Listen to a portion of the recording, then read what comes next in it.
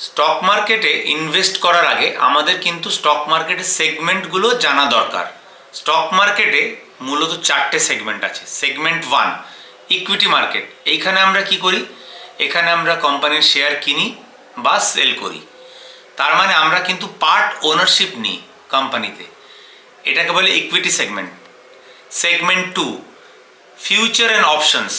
এখানে কি করি? We trade on price movement. প্রাইসের মুভমেন্টের ওপরে, কমা বাড়ার ওপরে আমরা ট্রেডিং করি। এটা ভেরি স্পিডি ওয়েতে হয়। আর এইটা হচ্ছে, এখানে আমরা কিন্তু কোনো ওনারশিপ নিই না।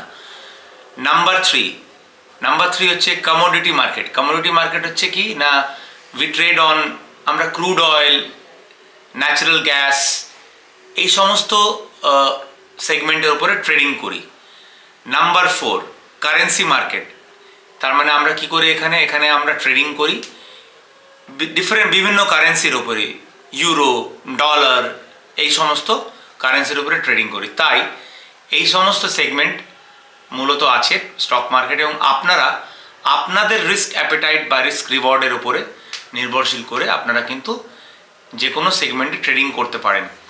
সো প্লিজ সাবস্ক্রাইব টু কে কে দাদা চ্যানেল ফর স্টক মার্কেট। নমস্কার।